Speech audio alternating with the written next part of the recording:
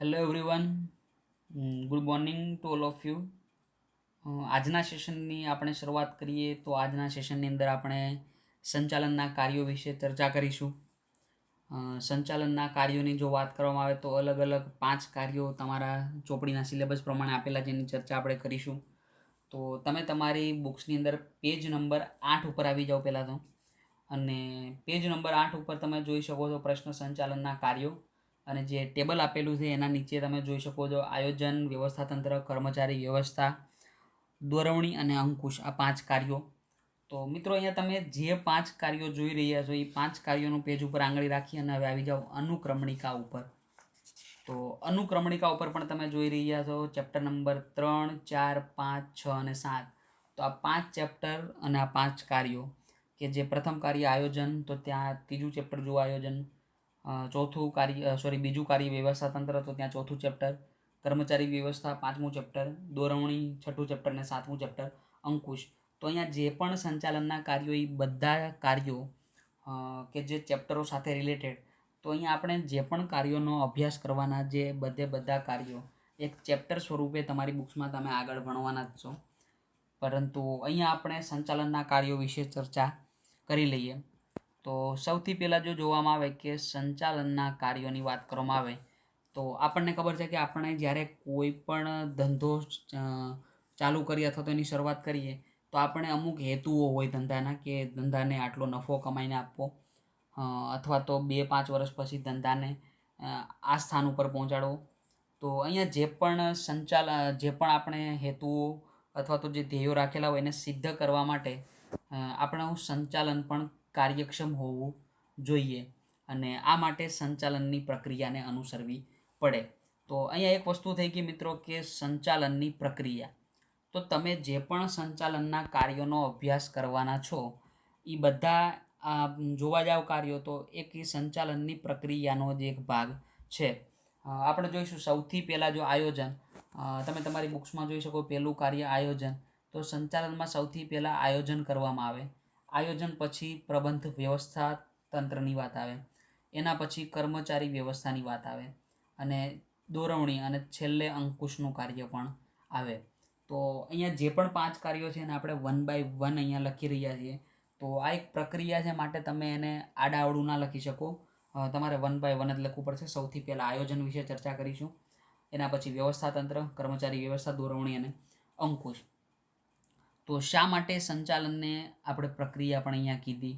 તો પ્રક્રિયા એટલે કે પૂર્વ નિર્ધારિત હેતુને સિદ્ધ કરવા માટે તબક્કાવાર ચાલતી સતત પ્રવૃત્તિ. તો આપણે અહીંયા ધંધાકીય એકમમાં આપણે હેતુ જે નક્કી કરેલા હોય, નિર્ધારિત કરેલા હોય, એને સિદ્ધ કરવા માટે આપણે તબક્કાવાર અહીંયા શું થાય, સતત પ્રવૃત્તિ ચાલ્યા કરે.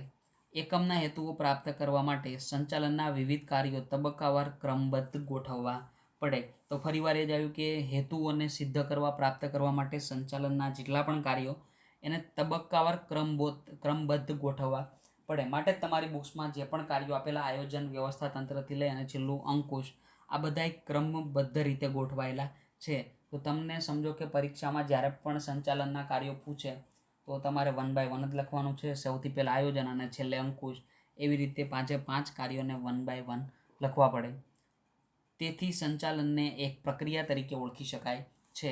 સંચાલન પ્રક્રિયામાં કયા કયા કાર્યો હોવા જોઈએ તે માટે જુદા જુદા વિદ્વાનો વચ્ચે મતાંતર છે. એટલે કે આપણને એક વસ્તુ બીજી ક્લિયર થઈ કે સંચાલનમાં કયા કયા કાર્યો હોવા જોઈએ એના માટે અલગ અલગ જે પણ વિદ્વાનો અથવા તો જે નિષ્ણાંતો કહેવાય એ લોકોની વચ્ચે શું છે, મતાંતર છે. એટલે કે એ લોકોમાં જ મતભેદ છે. સંચાલનને અભ્યાસના વિષય અથવા તો જ્ઞાનના એક ક્ષેત્ર તરીકે ઓળખવામાં આવે ત્યારે તે અંગે અનેક વિચારકો અને વિદ્વાનો જુદા જુદા મંતવ્યો ધરાવે તે સ્વાભાવિક છે. તો અહીંયા તમે તમારી બુક્સની અંદર પેજ નંબર 8માં એક ટેબલ જોઈ શકો. ટેબલની અંદર અલગ 5 નિષ્ણાંતો આપેલા. સ્ક્રીન ઉપર પણ તમે જોઈ શકો છો. જે ટેબલ તમારી બુક્સમાં આપેલું એ જ અહીંયા મેં સ્ક્રીનશોટ લઈને જ ફોટો સેટ કરીને મૂકેલું. તો સૌથી પહેલાં જો સંચાલનના કાર્યોનું વર્ગીકરણની વાત કરવામાં આવે તો અલગ 5 અહીંયા અલગ નિષ્ણાંતો, જેમાં સૌથી પહેલાં કુન્સ અને ઓડોનલે જે વર્ગીકરણ કર્યું. તો આ નિષ્ણાંત અહીંયા 5 કાર્યો બતાવેલા, જેમાં આયોજન, વ્યવસ્થાતંત્ર, કર્મચારી વ્યવસ્થા, દોરવણી અને અંકુશ. તો તમારી ચોપડીમાં જે આગળ 5 કાર્યોની આપણે ચર્ચા કરીશું એ આ 5 કાર્યો કે જે કુન્સ અને ઓડોનલે આપેલા એના વિશે ચર્ચા કરીશું. એના પછી હેનરી ફેયોલનું વર્ગીકરણ. તો એણે પણ એક કાર્ય આયોજન, બીજું વ્યવસ્થાતંત્ર, એના પછી આદેશો, સંકલન અને અંકુશ. એના પછી પીટર ડ્રકરનું વર્ગીકરણ. તો એણે 3 ધંધાનું સંચાલન, સંચાલકોનું સંચાલન અને કામદારો અને કામનું સંચાલન વિશે વાત કરેલી. એના પછી આગળ લ્યુથર ગુલિકે પણ એક વર્ગીકરણ કરેલું.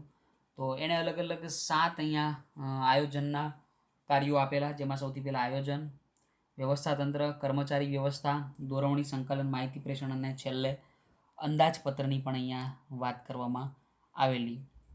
અને છેલ્લું એક નિષ્ણાંતની વાત કરીશું છેલ્લે, તો જ્યોર્જ ટેરીએ પણ વર્ગીકરણ કરેલું, જેમાં આયોજન, વ્યવસ્થાતંત્ર, દોરવણી અને અંકુશનો સમાવેશ થાય. તો મિત્રો અહીંયા એક વસ્તુ ક્લિયર થઈ કે અલગ અલગ 5 નિષ્ણાંતોએ આ વર્ગીકરણ કર્યું. તો આ બધું યાદ રાખવામાં થોડીક તકલીફ પડે, પણ તમે રોજ 1-2 વાર આને રિવિઝન કરશો તો આ કાર્યો બધાને યાદ રહી જશે. અને એટલા બધા મોસ્ટ ઇમ્પોર્ટન્ટ નથી કે આ પરીક્ષામાં કયા વિદ્વાને કયું કાર્ય આપેલું એ પૂછાઈ જ શકે. કાર્યો પૂછાઈ શકે કે આયોજનના કાર્યો જણાવો, તો આપણી ચોપડીમાં જે રીતે 5 કાર્યો એ સમજાવવા પડે. પરંતુ તમારી એક્ઝામની અંદર એવું પૂછાવાની શક્યતા બહુ ઓછી કે હેનરી ફેયલના કાર્યોનું વર્ગીકરણ કરો અથવા તો લ્યુથર ગુલિકનું વર્ગીકરણ કરો. તો આ પ્રશ્ન પૂછાવાની શક્યતા બહુ નહીવત. તો હવે આપણે શરૂઆત કરીશું સંચાલનના કાર્યો વિશે. તો સૌથી પહેલું જે કાર્યની વાત કરવામાં આવે તો આયોજન વિશે ચર્ચા કરીશું. તમારી બુક્સમાં પણ તમે જોઈ શકો છો કે ઇંગ્લિશની અંદર એક વાક્ય આપેલું કે even God can not change the past but man can change the future. તો આનું ગુજરાતીમાં મતલબ શું થાય કે ભગવાન પાછળનું કંઈ એટલે કે ભૂતકાળનું કંઈ પણ ચેન્જ કરી શકતા નથી, પણ માણસ ફ્યુચરને એનું બદલી શકે છે. એટલે કે ભગવાન આવે તો પણ આપણે પાછળનું જે પાસ્ટ અથવા તો જે ભૂતકાળ છે એમાં કંઈ સુધારો લાવી શકતા નથી, પણ ભવિષ્યની વાત કરવામાં આવે તો ભવિષ્યમાં કંઈક સુધારો અથવા તો ફેરફાર માણસ લાવી શકે. તો અપેક્ષિત પરિણામો હાંસલ કરવા માટે હકીકતોની પસંદગી કરવી અને તેની વચ્ચે આંતર સંબંધો સ્થાપવા અને જરૂરી પ્રવૃત્તિઓના અવલોકન અને ઘડતર માટે પૂર્વાનુમાન કરવું એટલે આયોજન. તો અહીંયા પણ કંઈ સમજવાનું નથી કે માત્ર એટલું જ કે આપણે જે પણ અપેક્ષિત પરિણામો હાંસલ કરવા માટે હકીકતોને આપણે શું કરીએ, અમુક પસંદગી કરીએ અને તેની વચ્ચે આંતર સંબંધો સ્થાપવા અને જરૂરી પ્રવૃત્તિઓનું આપણે અવલોકન કરીએ અને ઘડતર કરીએ, એના માટે એક પૂર્વાનુમાન કરવું એને શું કહીશું, આયોજન. સંચાલનના કાર્યની શરૂઆત આયોજનથી થાય છે. તો અહીંયા એક વાક્યમાં ફરીવાર પ્રશ્ન પૂછાઈ શકે કે સંચાલનના કાર્યની શરૂઆત કયા કાર્યથી થાય? તો યાદ રાખજો, આયોજનથી શરૂઆત થાય અને અંકુશથી સંચાલનનું કાર્ય શું થાય, પૂરું થાય.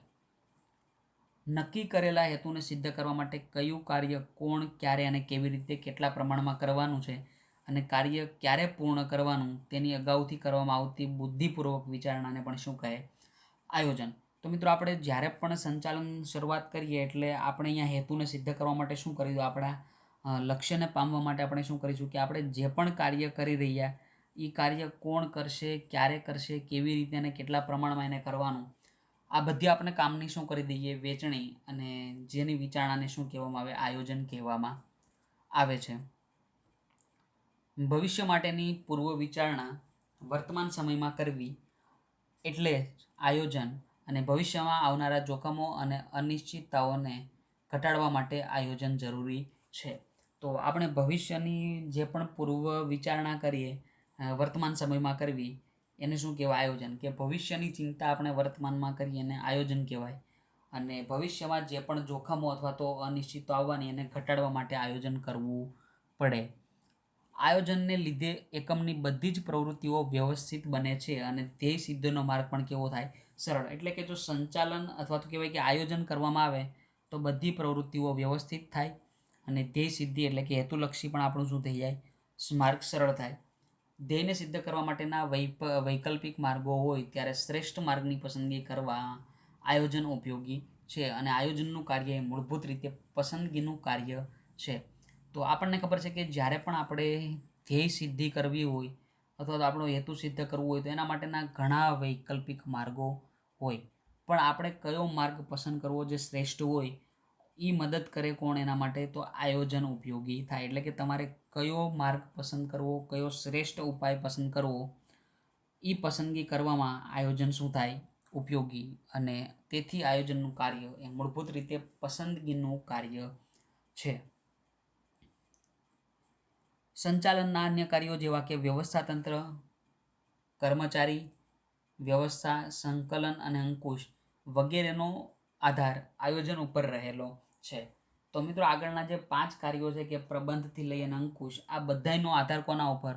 તો આપણે કહી શકીએ કે બધાય આયોજન ઉપર આધારિત. જો આયોજન સારું હોય તો આ બધા પણ કાર્યો સરળતાથી થઈ જાય, અને જો આયોજન ખરાબ હોય તો એક પણ કાર્ય થઈ શકતું નથી.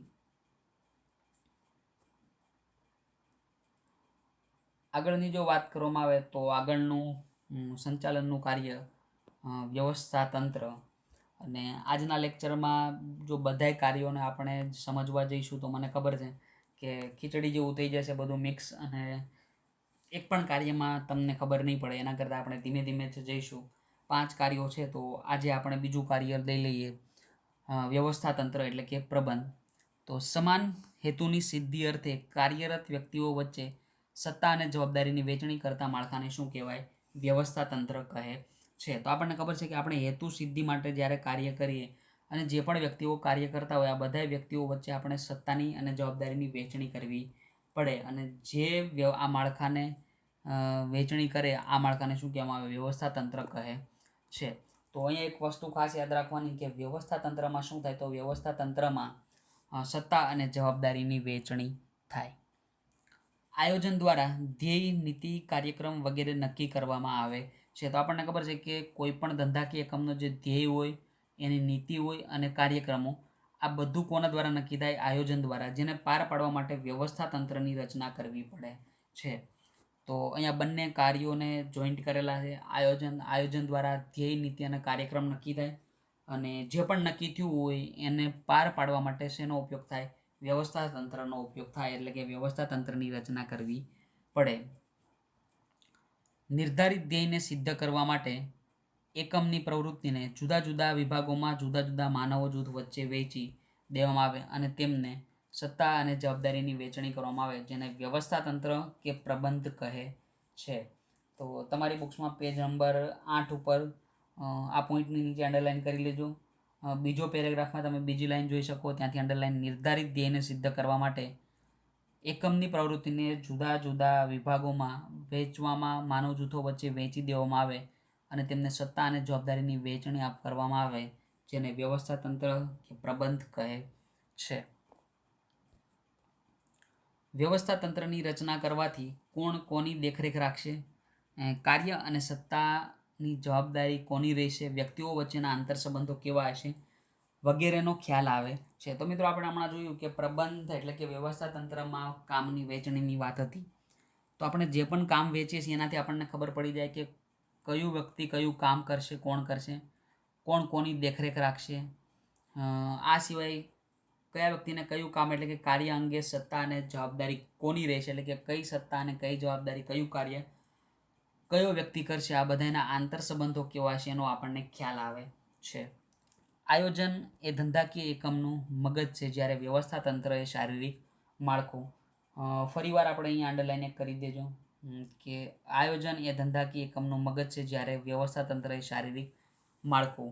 એટલે કે માનવ શરીરમાં મગજનું કાર્ય બૌદ્ધિક નિર્ણયો લેવાનું છે અને તેનો અમલ શરીરના વિવિધ અંગો કરે છે. તેવી જ રીતે ધંધાકીય એકમોમાં આયોજનનું કામ બૌદ્ધિક નિર્ણયો લેવાનું હોય, એટલા માટે જ આયોજનને ધંધાકીય એકમનું મગજ કહેવામાં આવે. આયોજનમાં લેવાયેલા નિર્ણયોનો અમલ કરવા માટે એકમના વિવિધ વિભાગોના કાર્યકર્તા કર્મચારીઓને કાર્ય, સત્તા અને જવાબદારીની સોંપણી કરવામાં આવે છે. તો બંને કાર્યોમાં કંઈ સમજવા જેવું નથી. આયોજન અને વ્યવસ્થાતંત્રમાં બંને સિમ્પલ જ છે. 1-2 વાર વાંચો એટલે યાદ રહી જાય આયોજન અને વ્યવસ્થાતંત્ર. આયોજનની અંદર આપણે શું કરવાનું? તો આપણને ખબર છે કે અપેક્ષિત પરિણામોને હાંસલ કરવા માટે આપણે પસંદગી કરવી પડે, તેમના વચ્ચે આંતરસંબંધો સ્થાપવા અને પૂર્વાનુમાન કરવું એટલે આયોજન. જ્યારે વ્યવસ્થાતંત્રમાં આપણે જોયું કે કાર્યની વહેંચણી કરવી, જવાબદારી અને સત્તાઓની વહેંચણી કરવી. તો આજનો લેક્ચર આમ જોવા જાવ તો ટૂંકો જ લેક્ચર થાય, પરંતુ જો ત્રીજું કાર્ય આપણે ચાલુ કરીશું તો તમે કાર્યો થોડા ડિફિકલ્ટ પણ સમજવા જેવા કાંઈ નથી, પણ વધારે વાંચવા જેવા. એટલે 3 કાર્યો જો અહીંયા એકસાથે ભેગા થશે તો તમને પણ થોડુંક ડાઉટ વધારે થશે. એના કરતાં આપણે આજનું લેક્ચર અહીંયા સુધી રાખીએ. આયોજન અને વ્યવસ્થાતંત્ર વિશે ચર્ચા કરી. તો આ લેક્ચર જોઈ અને તમે આમાં ખાલી વાંચવાનું, ફરીવાર કહું, વાંચવાનું જ છે, સમજવાનું બહુ કાંઈ છે નહીં.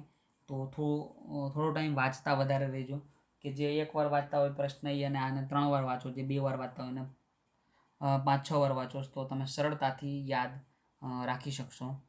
તો આજનું લેક્ચર આપણે અહીંયા સુધી રાખીએ છીએ. Thank you to all of you friend.